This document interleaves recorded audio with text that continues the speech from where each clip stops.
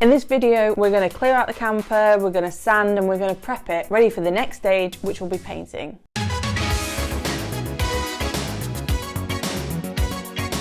Getting everything out stage. So the first thing that I needed to do was get everything out. I removed the floor, I found some rusty bits of tools that had been dropped there eons ago. I had to get all of the stuff out that we've been using, doormat that I put in, everything needed to come out so that I was clean. Prep stage. So I asked my boyfriend to help me and I just wanted to readjust a couple of the long pieces of wood at the top because I thought if to take all of the wood down would be a massive project and I was not equipped to do that. I started the day by asking whether he could help me to tweak some stuff and ended the day by just taking them off. So we took the long pieces off, we kept all of the wood up to there and then we kind of thought about different ways of then going up and over that sort of awkward part. It is hard to get the wood to fit around there, so we kind of just thought maybe some bits of material might fit better, proper insulation maybe in there. That's sort of where we were thinking. And then I was going to sort of prep around the seat that was in there, and then my boyfriend pointed out that that should come out. So that was a two-person job. In the end, he was correct because it never really worked properly. It was never quite installed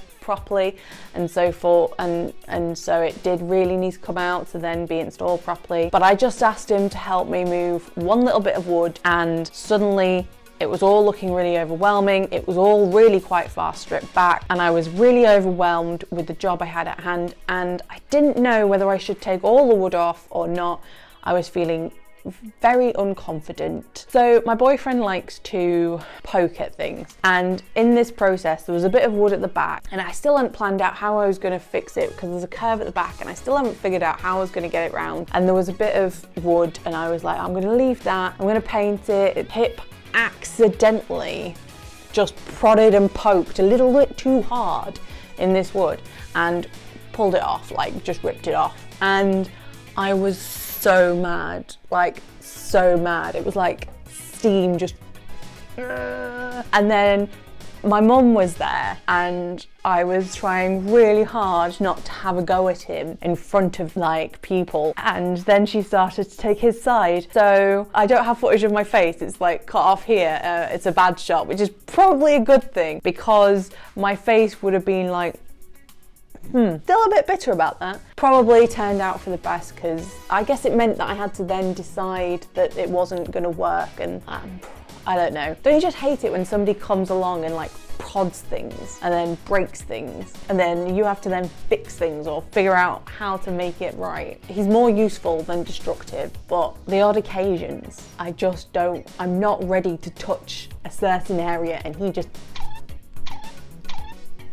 wood filler. So when I'd done body fillering on the race cars, I'd used a two-part with a hardener and you mix it up and you put it and then you have it raised a little bit and then you sand it back, and I'd sort of figured so I sort of knew vaguely the principle.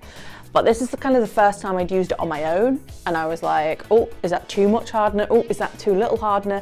Like there is a sweet spot, there's a recipe. I did read the instructions carefully. Throughout all of this van build, I've been quite sensitive to the fact that it might be quite damp inside.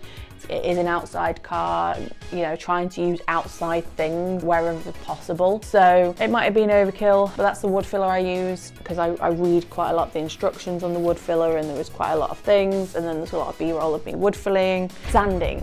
The next stage was sanding, and this was the longest stage.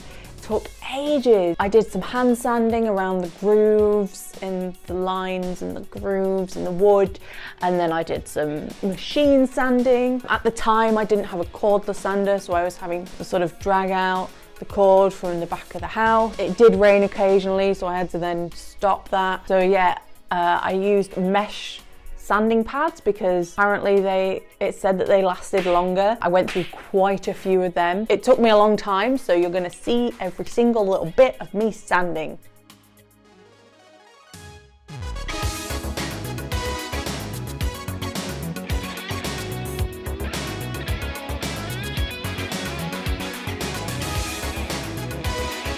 And then the sanding was over.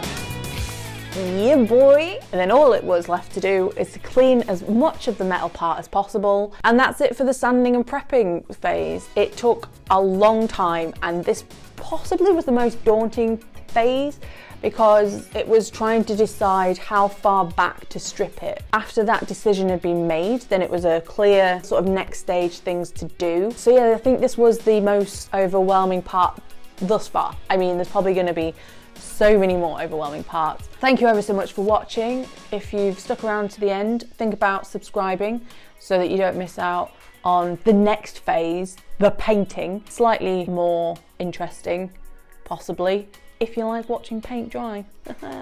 No, don't put that in. Thank you very much for watching. Think about subscribing if you want to see me fix, drive and race classic cars, because that's what I do on this channel. And see you next week. Thank you. Bye.